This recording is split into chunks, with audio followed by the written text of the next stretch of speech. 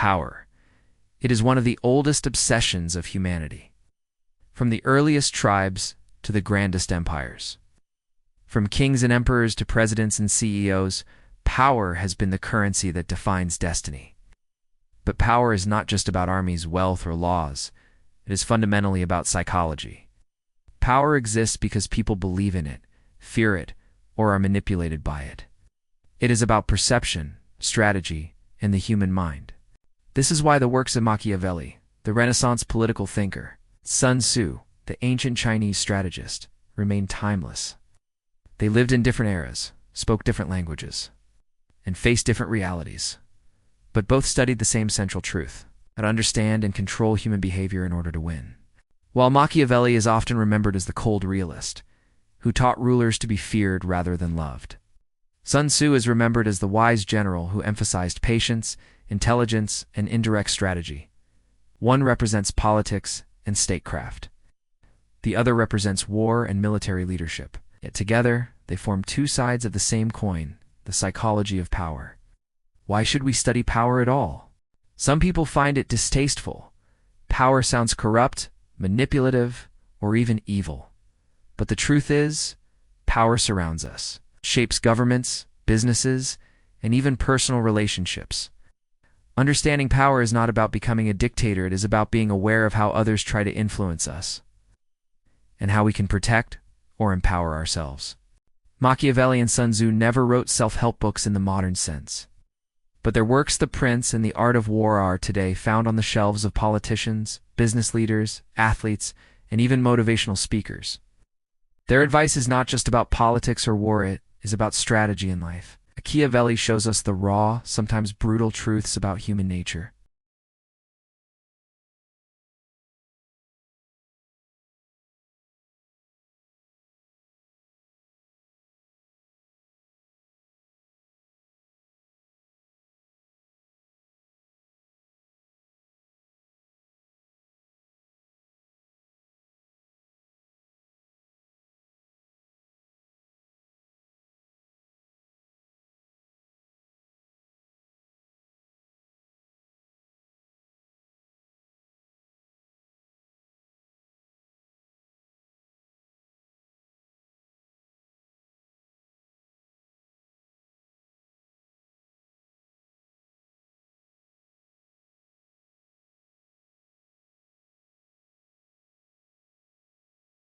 His text, The Art of War, was not just about battle tactics, but about using intelligence, deception, and strategy to win without unnecessary conflict.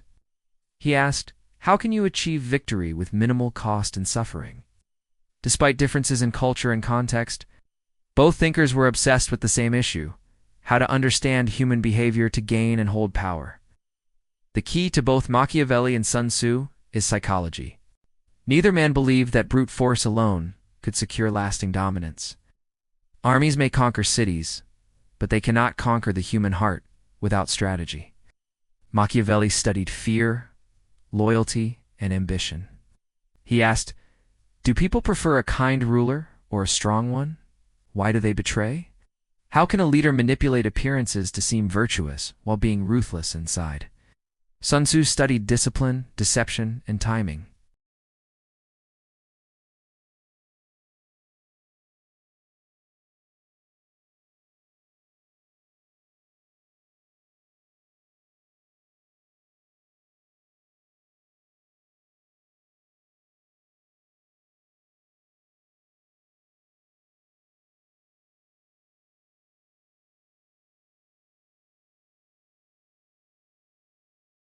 The word Machiavellian today means cunning, manipulative, and ruthless. Yet many scholars argue that he was not encouraging cruelty for its own sake, but simply describing the world as it really was. He stripped away illusions and showed rulers the harsh truth. Politics is not about ideals, it's about survival. Sun Tzu, on the other hand, is often romanticized as a calm, almost spiritual teacher of wisdom.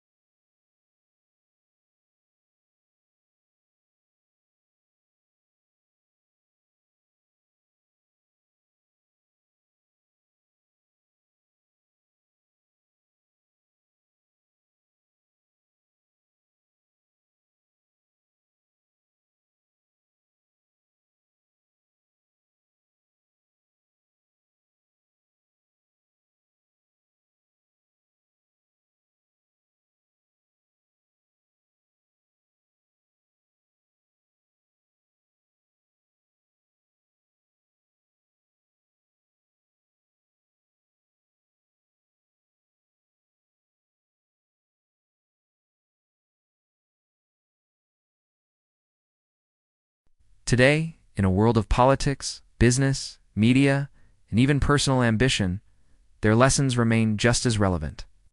Whether it's a politician seeking votes, a company seeking dominance, or an individual navigating workplace competition, Machiavelli and Sun Tzu still whisper their wisdom across the centuries. In this series, we will explore their insights in depth. We'll begin by stepping into Machiavelli's Florence, a dangerous world of betrayal and ambition. Then we'll move to Sun Tzu's China, where warlords battled for dominance and strategy was life or death. We'll examine how each man understood human psychology, Machiavelli's realism versus Sun Tzu's harmony. We'll see how they used deception, manipulation, and strategy to win. We'll compare their leadership styles. Should leaders be feared, respected, or loved? We'll apply their lessons to war, politics, and even modern life. By the end, you will not only understand Machiavelli and Sun Tzu, but also have a sharper awareness of how power works in everyday life, how people influence, control, and outmaneuver one another.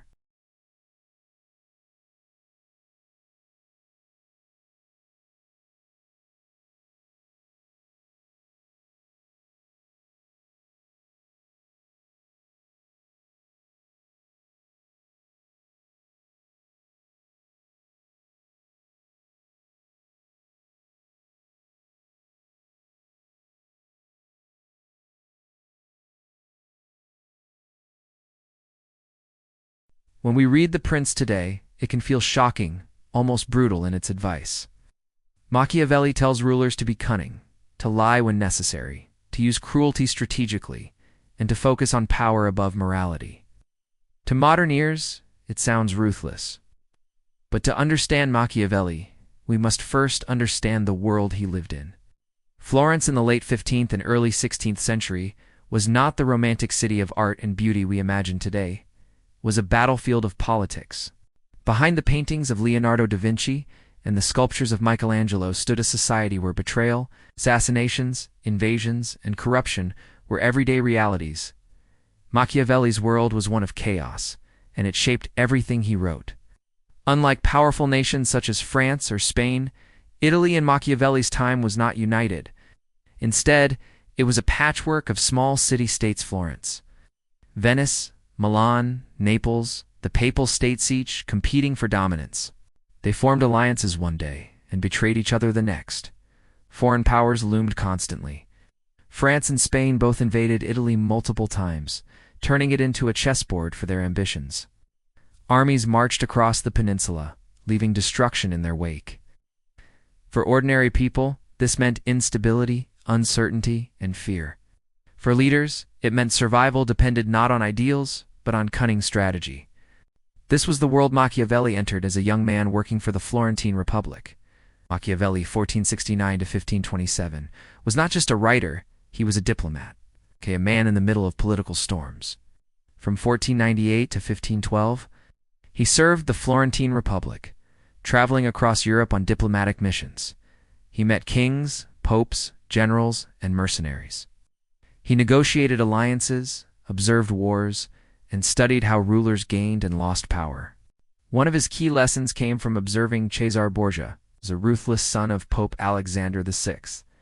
Borgia was ambitious, cunning, and feared across Italy. He used bribery, assassinations, and intimidation to strengthen his rule, yet Machiavelli admired him not for his cruelty, but for his effectiveness. To Machiavelli, Borgia represented the kind of decisive, strategic leader Italy needed. Although Borgia's power eventually collapsed due to bad luck, his father's death, and his own illness, Machiavelli saw in him the qualities of a true prince: ruthlessness when necessary, boldness, and the ability to manipulate appearances. In 1512, Florence's republican government was overthrown, and the Medici family returned to power.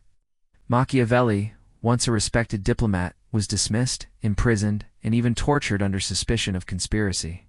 This was a turning point in his life. No longer a man of influence, he retreated to his estate outside Florence. It was here, in exile and frustration, that he wrote The Prince.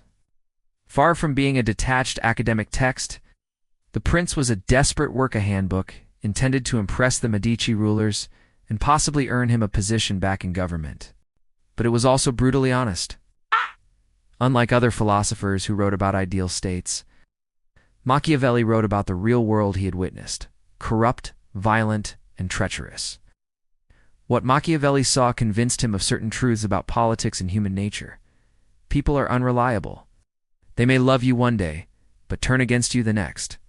Fear is more reliable than love. Morality is secondary to survival. Leaders cannot afford to always be good. Sometimes cruelty, deception, and lies are necessary. Fortune controls much of life. Success requires both skill and the ability to adapt to luck and circumstance. Appearances matter more than reality. A ruler does not need to be truly virtuous. He only needs to appear so. These insights, though uncomfortable, reflected the world around him. To Machiavelli, ignoring these truths would mean weakness and downfall. Two of Machiavelli's most important concepts, ars and fortuna, does not mean virtue in the moral sense. Instead, it means strength, skill, boldness, and the ability to shape events. Leader with is decisive, cunning, and adaptable. Fortuna means fortune or luck. Life is unpredictable, and leaders cannot control everything. But they can at least bend fortune in their favor. Machiavelli famously compared fortune to a wild river, sometimes calm, sometimes flooding, destroying everything in its path. A wise ruler builds dams and channels to control it, not by praying, but by acting boldly. Perhaps Machiavelli's most famous question is it better to be loved or feared? His answer: ideally both, but if forced to choose, it is safer to be feared. Love is fragile. It depends on loyalty, gratitude, and emotion. Fear, however, is rooted in self-preservation. People may betray a leader they love if circumstances change, but they are less likely to betray a leader they fear. This does not mean Machiavelli encouraged cruelty for cruelty's sake, warned rulers to avoid being hated. The key was balance.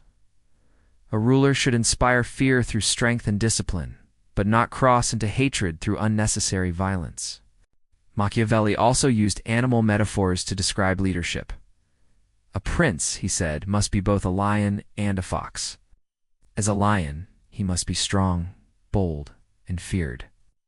As a fox, he must be cunning, deceptive, and able to outsmart enemies. A ruler who is only a lion will be trapped by cunning opponents. A ruler who is only a fox will be crushed by stronger enemies. True success requires both. One of the reasons Machiavelli was so controversial was his attitude toward morality and religion. In Renaissance Italy, the Catholic Church was extremely powerful. Most political writings framed leadership in terms of Christian virtue. Machiavelli broke from this tradition. He did not believe rulers could rely on morality alone. Instead, he argued that religion could be used as a tool, a way to control the people, unify them, and maintain order. For this, he was condemned as immoral or even anti-Christian. But Machiavelli was not an atheist. He was a realist. To him, power came not from divine approval, but from human strategy. When The Prince was published in 1532, after Machiavelli's death, it shocked Europe. Critics called it a handbook for tyrants. The Catholic Church banned it. For centuries, Machiavelli's name was associated with evil and manipulation. Yet over time, leaders from Napoleon to Mussolini, from modern CEOs to political campaigners, have studied Machiavelli for his insights into power. His ideas are uncomfortable, but they are undeniable. Machiavelli's world was one where survival required cunning. In the chaos of Renaissance Italy, morality was often a luxury, not a tool of governance. His lessons may sound harsh, but they were drawn from lived reality. To understand Machiavelli is to understand that power is not built on ideals alone. It is built on psychology, strategy, and the ability to adapt to fortune. Next, we will cross continents and centuries to meet another great strategist, Sun Tzu, and see how his world shaped a very different but equally timeless vision of power. If Machiavelli was the child of Renaissance politics, then Sun Tzu was the master of ancient warfare. His book, The Art of War, written over 2,500 years ago, remains one of the most widely read works on strategy ever written. From generals and politicians to athletes and business leaders, people across the world still study his words for wisdom on victory, leadership, and survival. But to truly understand Sun Tzu, we must first understand the world he lived in, the chaotic and violent period of ancient China. When war was constant, rulers were ambitious, and survival demanded strategy. Sun Tzu is believed to have lived around 544 to 496 BCE. During the spring and autumn period of Chinese history, this was an age when the Zhou dynasty, once powerful, was weakening. Local lords and states were becoming independent, and warfare was almost continuous. Imagine a land where dozens of rival states competed for power. Alliances shifted constantly, treachery was common, and rulers were always on guard against betrayal. Victory was not simply about strength, it was about cleverness, patience, and timing. This was the world that shaped Sun Tzu's philosophy. While the exact details of Sun Tzu's life are uncertain, legend says he was a general serving King Hilu of the state of Wu. His military genius impressed the king, and he was given command of Wu's armies. It was in this environment that Sun Tzu composed The Art of War, a slim text of 13 chapters, each devoted to a different principle of warfare. Unlike most military manuals, it was not about weapons or formations. Instead, it was about psychology and strategy. For Sun Tzu, war was not only fought on the battlefield, it was fought in the minds of rulers, generals, and soldiers. Victory depended not just on strength, but on deception, intelligence, and discipline. One of Sun Tzu's most famous lines is, "All warfare is based on deception." This captures the essence of his philosophy. The best way to win a war is not to meet the enemy in a direct clash of strength, but to mislead them, confuse them, and strike when they are weakest. For Sun Tzu, the ultimate victory was to win without fighting at all. If you could break the enemy's will, mislead their leaders, or outmaneuver them strategically, you saved resources, soldiers, and time. This was not idealism, it was pragmatism. In a world of constant wars, endless battles drained states of men and wealth. A wise general won efficiently, not recklessly. Sun Tzu's text covers many themes, but several stand out as the foundation of his psychology of power. Know yourself and know your enemy. Sun Tzu insisted that self-knowledge and intelligence about the enemy were critical. If you understand both your strengths and weaknesses, and those of your opponent, you will never lose. The importance of deception: appear weak when you are strong. Appear strong when you are weak. Mislead the enemy so they make mistakes. The value of flexibility: water takes the shape of whatever container it is in. Likewise, a successful general adapts to circumstances rather than sticking rigidly to plans. Leadership and discipline: an army without discipline is doomed. A general must be respected, firm, and wise. Soldiers fight best when they trust their leader.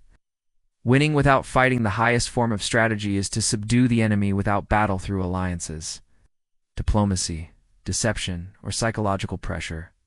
Sun Tzu saw the general not just as a warrior, but as a psychologist.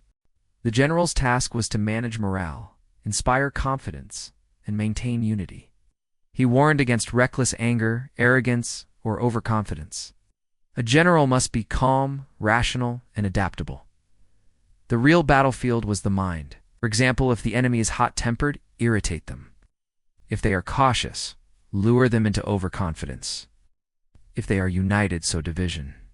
The wise leader does not simply react, he shapes the psychology of his opponent. Sun Tzu's philosophy reflects the deeper Chinese worldview of balance, especially the concept of yin and yang opposites that complement one another. Power, to Sun Tzu, was not about brute force alone. Just as water can wear down stone over time, subtlety and patience can defeat strength. In this sense, his vision of power is less about domination and more about harmony, using minimal force to achieve maximum effect. Unlike Machiavelli, who downplayed morality, Sun Tzu recognized its importance in war. He believed that the support of the people, the unity of soldiers, and the legitimacy of a ruler were essential for success. He wrote of the 5 factors of war. The first was the moral law, the principle that binds people to their ruler and inspires loyalty. Without this, even the strongest army will fail. This does not mean Sun Tzu was soft. He fully endorsed deception, spying, and ruthlessness when necessary. But he also knew that power collapses without legitimacy and trust. The reason Sun Tzu's work has lasted 2,500 years is that it is not just about war, it's about life and business. Companies use his principles of deception, timing, and flexibility. In sports, Coaches adapt his ideas of discipline and strategy. In politics, leaders apply his lessons on alliances, perception, and psychological manipulation, unlike Machiavelli's The Prince, which focuses mainly on ruling. Sun Tzu's The Art of War applies to any competitive situation. At this point, we can already see the contrast between Machiavelli and Sun Tzu. Machiavelli saw politics as a brutal game of survival, where morality is often an illusion. His focus was on maintaining power in a treacherous political world. Sun Tzu saw war as an art of strategy, where intelligence and subtlety matter more than brute force. His focus was on achieving victory with minimal cost. One leans toward fear and control, the other toward balance and deception, yet both deal with the same central truth: power lies in the mind. Sun Tzu's world of endless wars demanded wisdom, not just strength. His insights into deception, psychology, and discipline made him one of history's greatest strategists. While Machiavelli's Florence taught lessons in political survival, Sun Tzu's China taught lessons in military cunning. Together, they give us two perspectives, two philosophies on the same eternal question: how do you master power? If Sun Tzu taught the art of winning without battle, Machiavelli taught the art of ruling without trust. His world was not the open battlefield, but the closed chambers of politics where whispers, alliances, and betrayals determined the fate of kingdoms. Machiavelli's The Prince, written in 1513, is one of the most infamous books in history. While some saw it as a manual for tyranny, others viewed it as a brutally honest reflection of how power actually works. In this chapter, we dive into Machiavelli's psychology of power, centered on fear, deception, and control. To understand Machiavelli, we must understand Florence. Unlike Sun Tzu's China, where war between states was constant, Machiavelli's Italy was a patchwork of fragile city-states. Florence, Venice, Milan, the Papal States, scheming for dominance. This was a world of intrigue and instability. Armies were often mercenaries, loyalty was fleeting, and betrayal was common. Rulers rose and fell overnight. In this dangerous arena, Machiavelli learned that survival depended not on ideals, but on cunning. When Machiavelli wrote The Prince, he was not offering a dream of what rulers should be. He was describing rulers as they truly were. For him, politics was not about morality, it was about survival. He asked, how can a ruler keep power in a world where enemies are everywhere? His answer? By mastering fear, deception, and control. One of Machiavelli's most famous lines is, "It is much safer to be feared than loved, if you cannot be both." To Machiavelli, love is fragile. People may love you today but abandon you tomorrow when circumstances change. Fear, however, is consistent. People fear punishment, they will obey. This is not to say Machiavelli rejected love entirely. A ruler should seek both when possible.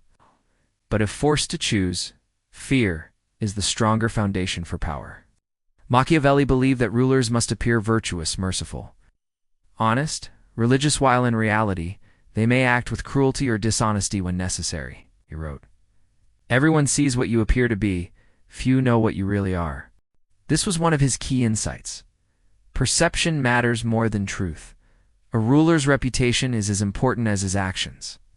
If people believe you are just, they will support you even if you are ruthless behind the scenes. Thus, deception is not a flaw in leadership. It is a tool of survival. Machiavelli often compared rulers to animals. To survive, a ruler must be both. A lion, strong, fierce, able to frighten enemies. Fox, clever, deceptive, able to avoid traps. Relying on one without the other is dangerous. Strength without cunning is blind. Cunning without strength is fragile. True power blends both qualities. Unlike philosophers who condemned cruelty, Machiavelli saw it as sometimes necessary. For example, if a ruler must be cruel, it is better to act decisively in one strong action rather than prolong cruelty over time. Sudden, sharp cruelty inspires fear, but allows stability to return quickly.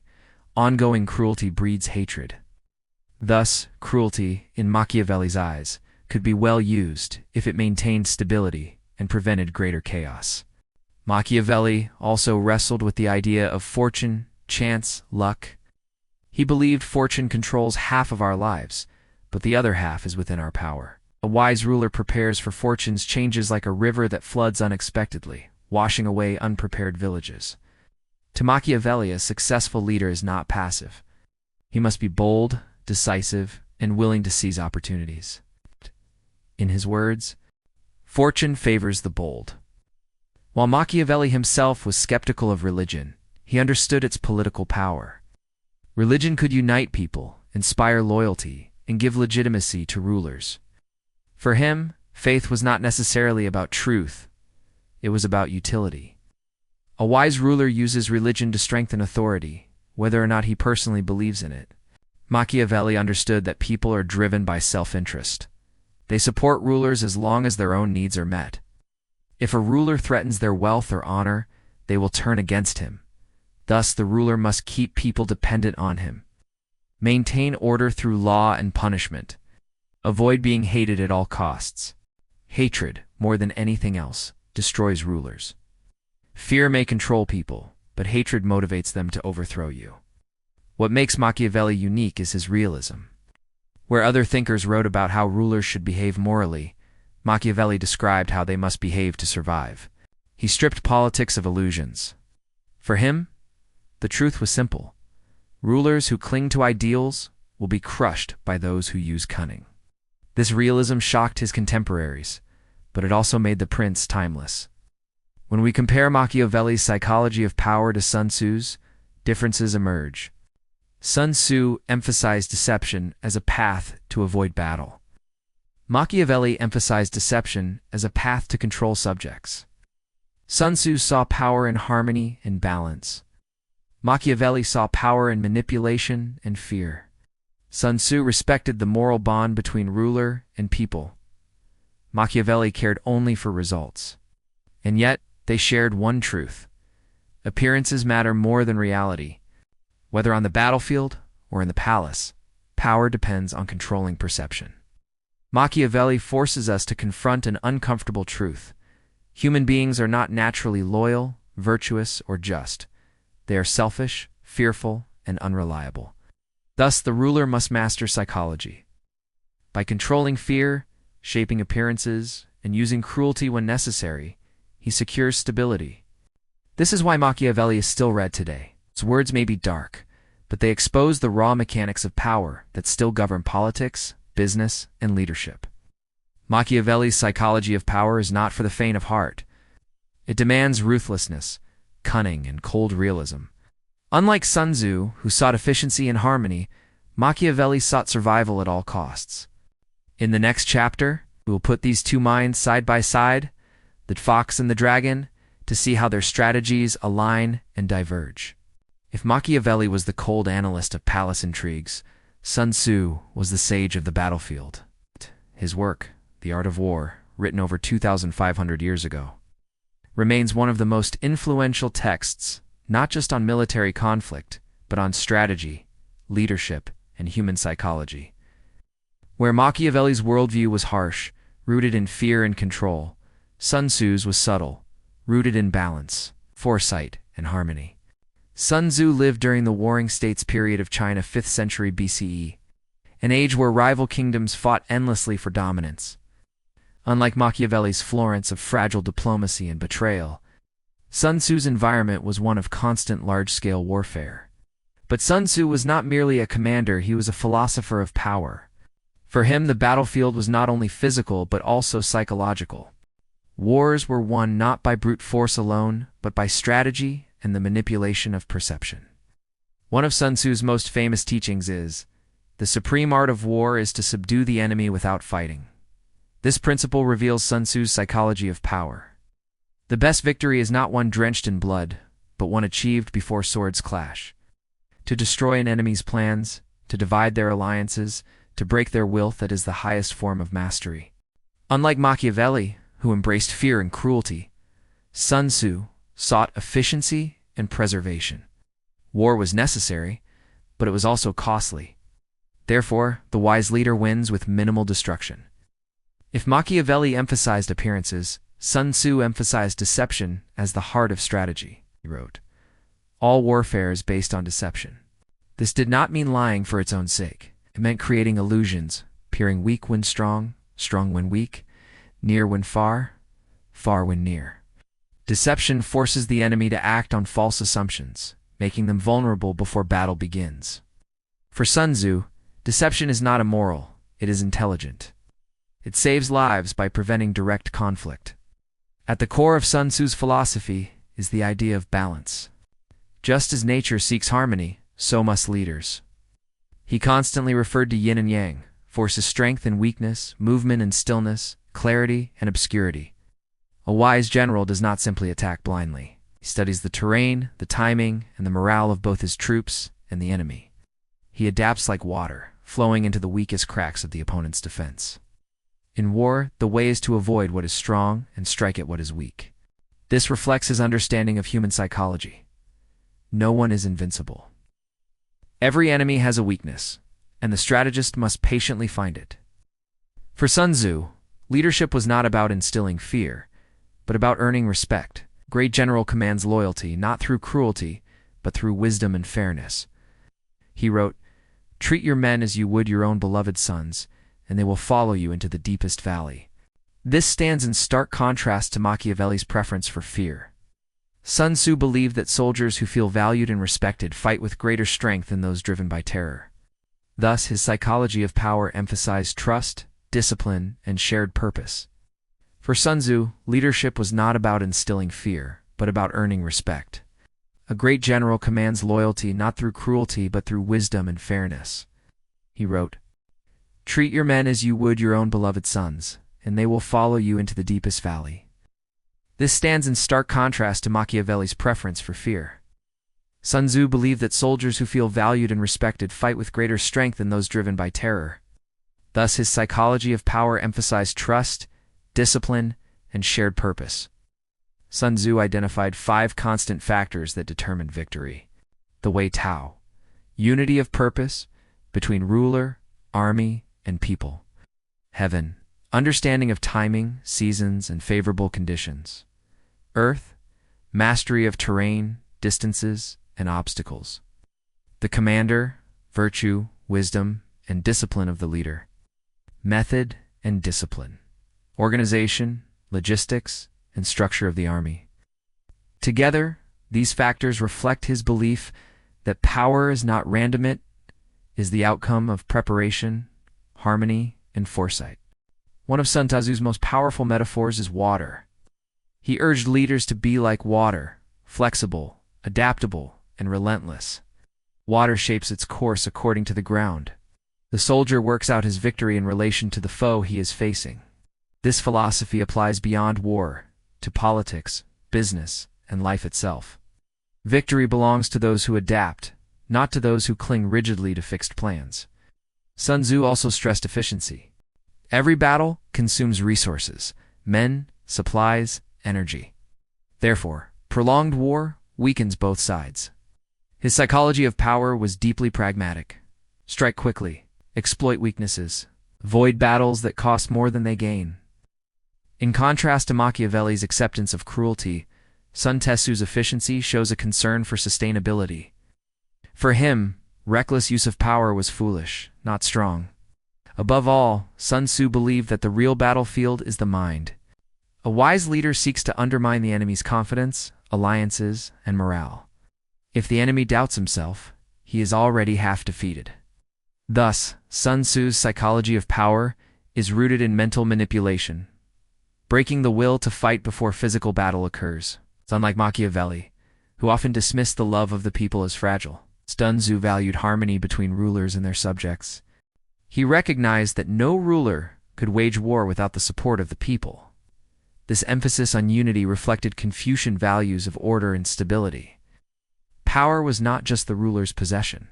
It was a shared responsibility between leader and people. When we place Sun Tzu alongside Machiavelli, striking differences emerge. Sun Tzu seeks victory without fighting. Machiavelli seeks control without trust. Sun Tzu values harmony and loyalty. Machiavelli values fear and manipulation. Sun Tzu believes in balance and adaptability. Machiavelli believes in decisiveness and bold cruelty. And yet, there is overlap. Both recognize the importance of deception, perception, and psychology.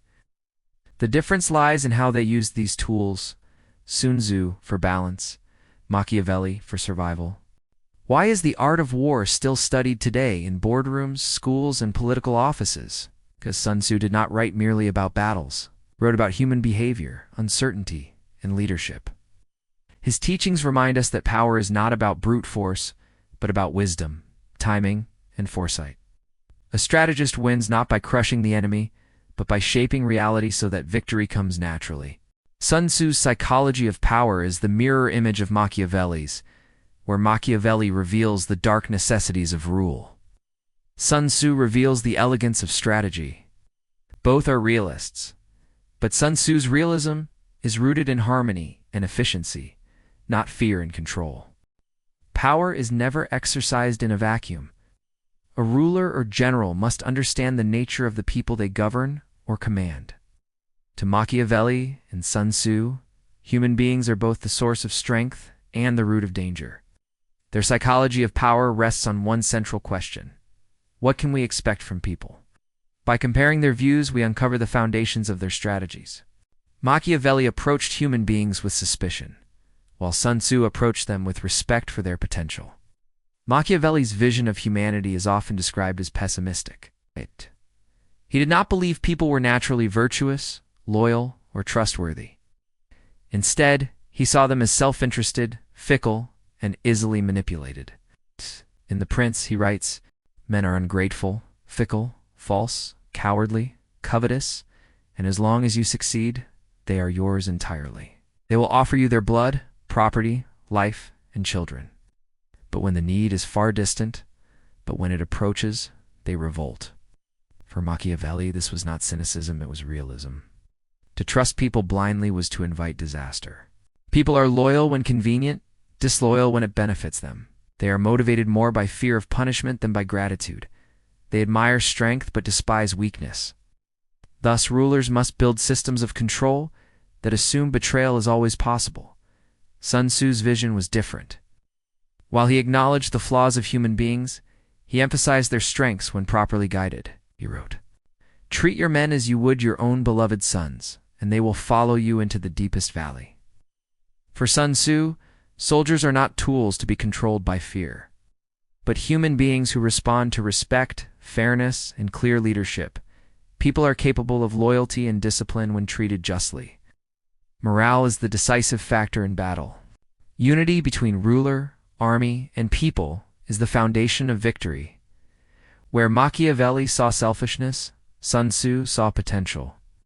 The clearest difference in their psychology of human nature lies in the use of fear and respect. Machiavelli: "Fear is stronger than love. To be feared ensures obedience. To be loved is unstable." Sun Tzu: "Respect and fairness generate true loyalty. Soldiers who respect their leader will fight with heart, not just obedience." Machiavelli believed people obey out of self-preservation. Sun Tzu believed they obey out of shared purpose. Both thinkers, however, agreed on one point: people are predictable when understood properly. Machiavelli emphasized that people's self-interest makes their behavior predictable. If you know what they fear and desire, you can control them. Sun Tzu emphasized that soldiers and enemies follow patterns of morale, fatigue, and perception. If you understand these rhythms, you can outmaneuver them. Thus, while their conclusions differed, both men treated human nature as a key to mastering power. Machiavelli also distinguished between the people and the elites. He argued that common people desire only not to be oppressed, while elites desire power and wealth. The conflict between these two groups defines politics. Therefore, rulers must manage both, satisfy the masses enough to prevent revolt, and restrain the ambitions of elites to prevent conspiracies. Sun Tzu, however, focused less on internal politics and more on the collective unity of ruler, army, and people. His concern was not class conflict, but the alignment of all forces toward a single purpose. For Machiavelli, betrayal was inevitable. Alliances would break, promises would be abandoned, and loyalty would dissolve under pressure. Thus, a wise ruler must expect betrayal and prepare countermeasures. For Sun Tzu, betrayal could also occur, but it was often the result of poor leadership. A commander who neglected his men or ignored fairness created conditions for rebellion. Strong leadership minimized betrayal. Both acknowledged the weaknesses of people: fear of death, desire for comfort and wealth, susceptibility to deception. Machiavelli exploited these weaknesses through control. Sun Tzu exploited them by redirecting them, channeling fear into discipline, or using deception to break the enemy's morale without bloodshed. One of the most important psychological insights shared by both thinkers is that human beings respond to appearances more than reality. Machiavelli: rulers must appear virtuous, even if they are ruthless. Sun Tzu: generals must appear strong or weak, depending on what will mislead the enemy. Both understood that humans act not on truth, but on what they believe to be true. Power, therefore, is the mastery of perception. The biggest divergence lies in morality. Sun Tzu believed in the Tao, a moral bond that unites ruler and people in harmony. For him, victory was easier when leaders acted with virtue and justice. Machiavelli believed morality was irrelevant. A ruler who tried to act morally in all cases would be destroyed by those who did not. For Sun Tzu, human beings thrive under virtuous leadership. For Machiavelli, they survive only under controlled, manipulative leadership. The question of human nature is still relevant today in politics, business, and social life. A Machiavellian leader assumes people are selfish and designs systems of control, surveillance, and punishment. A Sun Tzu-inspired leader assumes people can be loyal when respected and builds systems of trust, unity, and shared purpose. Which approach works better? The answer depends on context. In unstable times, Machiavelli's realism may seem necessary. In cooperative environments, Sun Tzu's harmony produces lasting success. Human nature lies at the heart of power. Machiavelli saw human beings as dangerous, selfish, and unreliable. Sun Tzu saw them as capable of discipline, loyalty, and unity. Both perspectives contain truth. People can be selfish and betray. They can also be loyal and courageous. The true psychology of power may be in recognizing when to apply Machiavelli's suspicion and when to apply Sun Tzu's trust. War and politics are not separate worlds. They are different stages on the same theater of power. Machiavelli and Sun Tzu, though separated by culture and centuries, both understood this truth.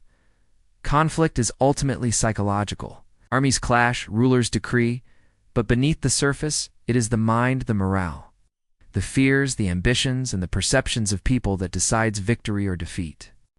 This chapter explores how Machiavelli and Sun Tzu each approached war and politics as psychological arenas. Karl von Clausewitz, centuries later, famously said, "War is the continuation of politics by other means." But long before him, both Sun Tzu and Machiavelli operated with this understanding.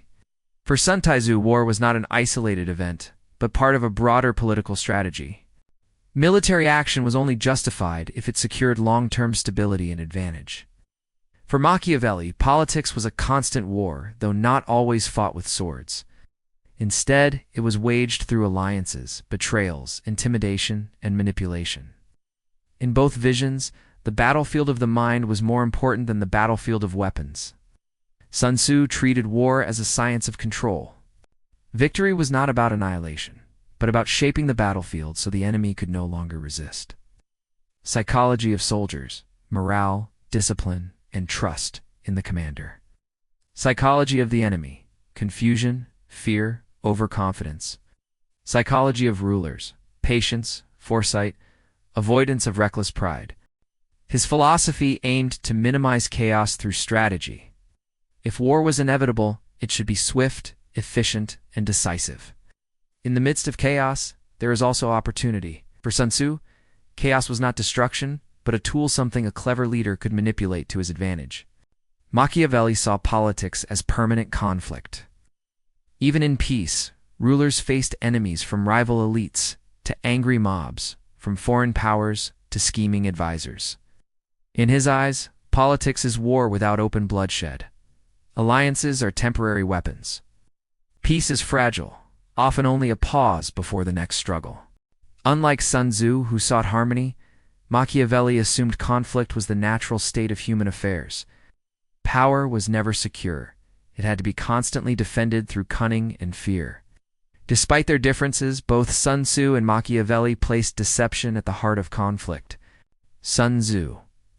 All warfare is based on deception. Appear weak when strong, strong when weak. Confuse the enemy so they collapse before battle. Machiavelli appear virtuous while being ruthless. Maintain the mask of justice, religion, or kindness, while exercising cruelty when needed.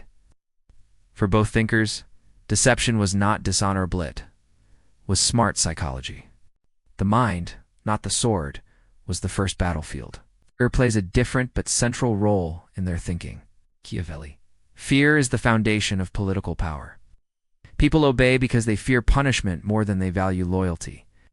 Sun Tzu. Fear is a weapon to use against the enemy, but within one's own army, fear must be managed carefully. Soldiers who are terrified may break ranks. Soldiers who trust their leader fight with courage. Thus, Sun Tzu used fear as an external weapon, Machiavelli as an internal system of control. Both thinkers understood the invisible force of morale. Sun Tzu emphasized it directly.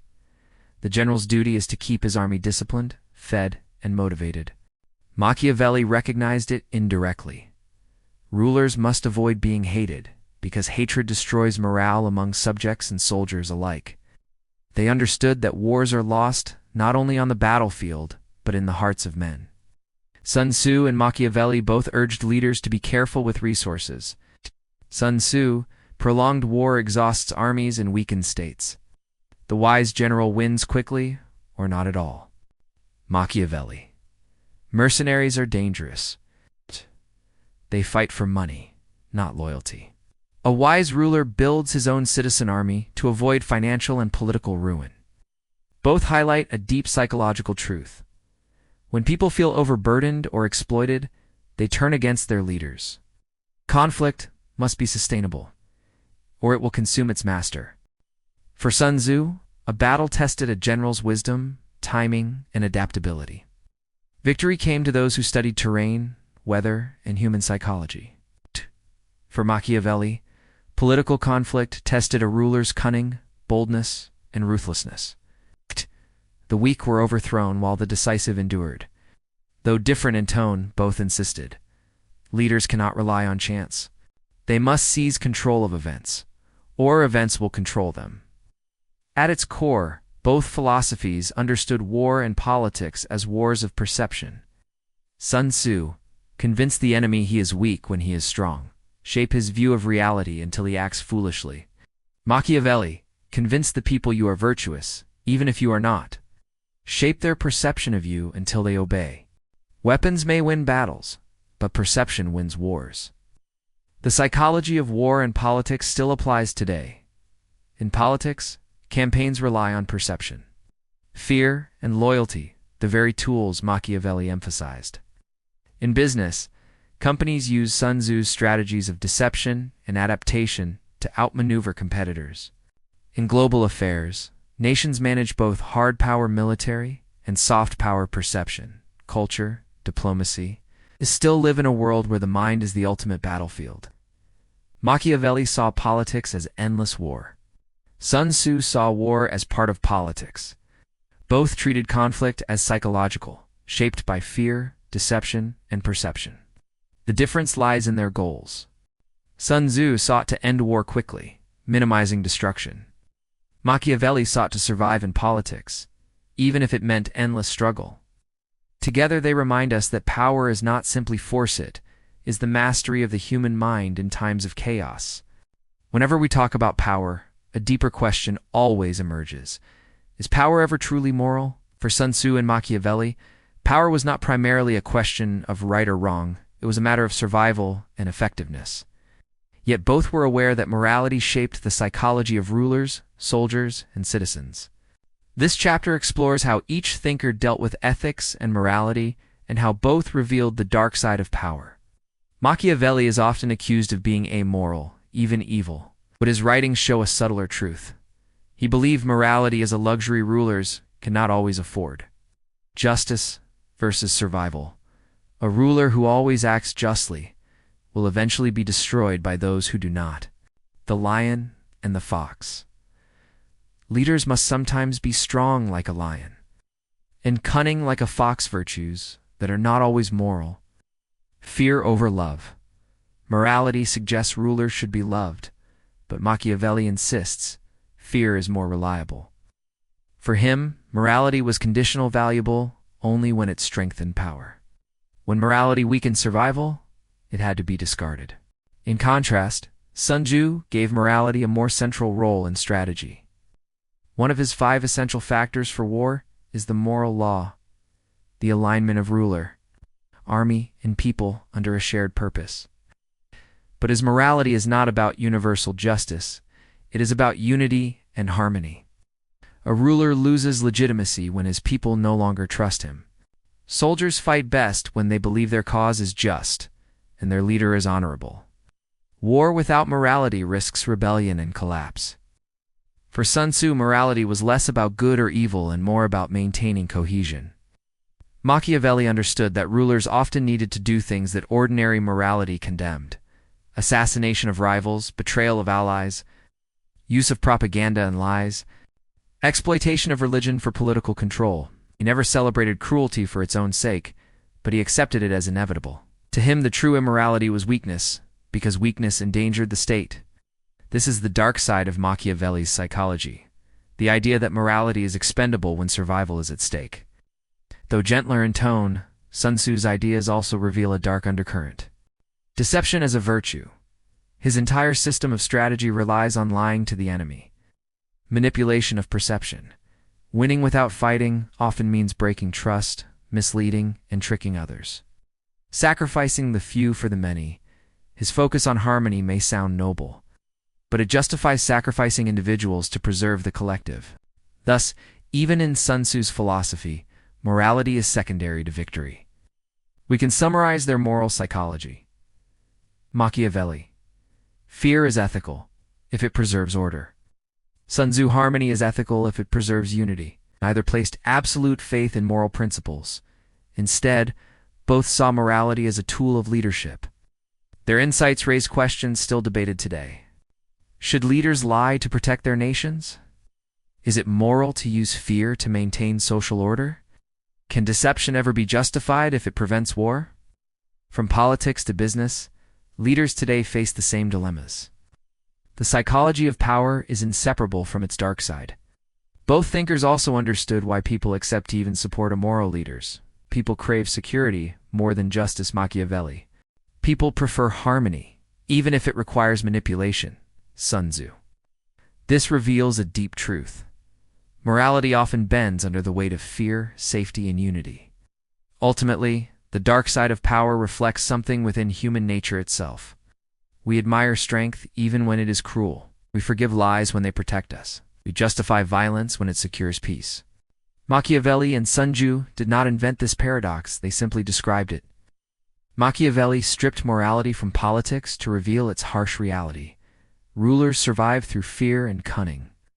Sun Tzu preserved morality, but only as a means of maintaining unity and strength.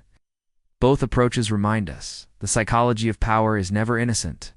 Behind every throne lies compromise, deception, and the willingness to embrace the dark side. Even though Machiavelli wrote in Renaissance Italy and Sun Tzu in ancient China, their insights on power remain strikingly relevant. Today's leaders, CEOs, generals, and even influencers face challenges that echo the struggles of kings and warlords. How to gain power, how to keep it, and how to avoid destruction. This chapter explores how their philosophies can be applied to modern politics, business, military strategy, and everyday life.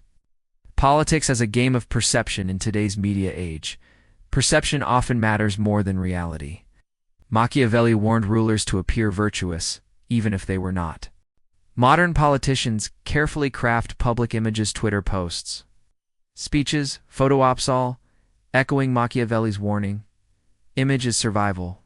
Fear in modern leadership and corporations and governments. Fear still motivates. Employers may use fear of layoffs. States use fear of enemies or crises. Machiavelli's point. Fear is more reliable than love remains alive in boardrooms and parliaments. Crisis and the opportunity of ruthlessness. Leaders who hesitate in crises lose power. Swift, decisive, even ruthless action, layoffs, military strikes, political reforms can save states and companies alike.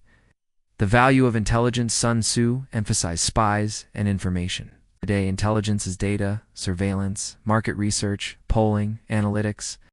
Whoever controls information controls the battlefield, whether it's a war zone or a stock market. Winning without fighting in diplomacy, avoiding war while achieving goals, is pure Sun Tzu in business. Beating competitors by innovation or customer loyalty instead of price wars reflects this principle. Even in personal life, persuasion often achieves more than confrontation. Flexibility and adaptation. Sun Tzu praised leaders who adapt like water.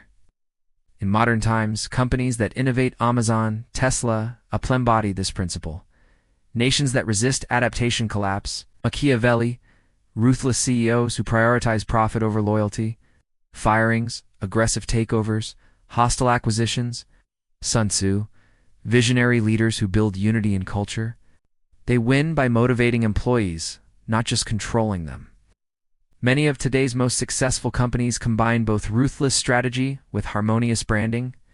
Machiavelli, brutal realism, power depends on strong armies and fear.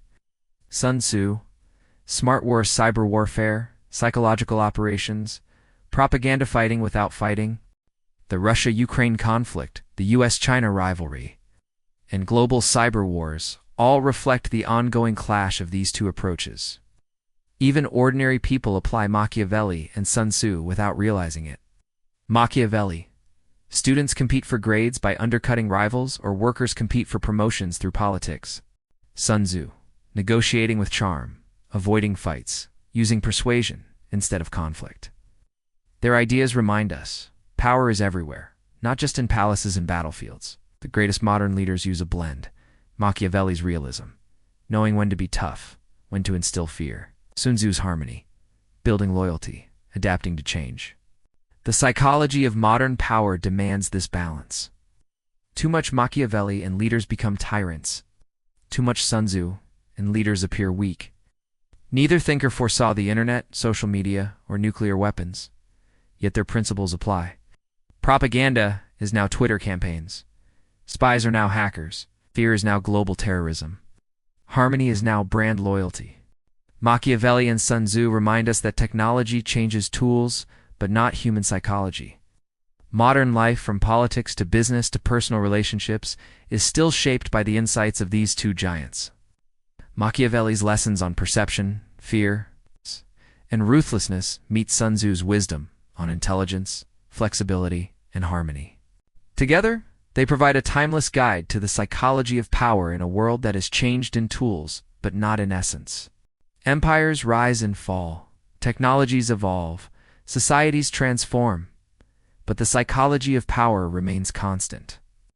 From the courts of Renaissance Italy to the battlefields of ancient China, from modern parliaments to corporate boardrooms, the principles Machiavelli and Sun Tzu revealed still shape human behavior. In this concluding chapter, we reflect on the eternal truths of power and why they remain relevant across centuries. Machiavelli's core message was simple. Human nature does not change. People are self-interested. Fear is more reliable than love. Appearances matter more than reality. These truths apply to every age. Politicians still manipulate appearances, corporations still inspire fear in workers, and leaders still prioritize survival over morality. Machiavelli endures because he showed us the cold realism of power, a truth too many try to deny. Sun Tzu's vision, though gentler, is equally eternal. He taught that victory lies not only in strength but in wisdom. Know yourself and your enemy. Adapt like water. Win without fighting whenever possible. These lessons resonate in military strategy, diplomacy, and daily life. In an age of global conflict and rapid change, Sun Tzu's stress on intelligence and adaptability is more crucial than ever. Taken together, Machiavelli and Sun Tzu reveal the dual psychology of power, the dark side fear, deception, ruthlessness, the harmonious side strategy, wisdom, balance. Neither view alone is complete. Its true power lies in mastering both, the ability to be feared when necessary and to build harmony when possible. We often believe modern societies are more ethical, enlightened, or advanced than ancient ones. Yet Machiavelli and Sun Tzu remind us that progress is often surface level. Social media is just a new battleground for deception. Diplomacy is still war by other means. Yet, political promises remain masks for ambition. The tools change, but the psychology of power remains the same. Why do people still read Machiavelli's The Prince and Sun Tzu's The Art of War centuries later? Because they do not just describe politics or war, they describe us, our ambition, our fears, our need for control, our struggle between morality and survival. In studying them, we study the psychology of humanity itself. You don't need to be a king or general to apply their wisdom. Machiavelli teaches don't be naive, recognize deception, protect yourself from manipulation. Sun Tzu teaches choose battles wisely, adapt, and never fight unnecessary wars. Both remind us that life itself is a battlefield of power between friends, rivals, colleagues, even within ourselves. There is also a warning in their work. Power always corrupts. Machiavelli showed how rulers sacrifice morality for survival. Sun Tzu showed how even strategy can justify deception. The eternal psychology of power is not only a guide, it is a cautionary tale. To study it is to confront our own potential for cruelty, selfishness, and ambition. In the end, power is neither good nor evil. It is simply human. Machiavelli stripped away illusions to reveal its brutal side. Sun Tzu clothed it in wisdom to reveal its harmonious side. Together they form a mirror of the eternal human struggle, the desire to control and the need to survive. As long as humans seek influence, as long as nations compete, as long as ambition drives our hearts, the psychology of power will remain what it has always been: timeless, dangerous, and deeply human. Thanks for watching. Please subscribe channel.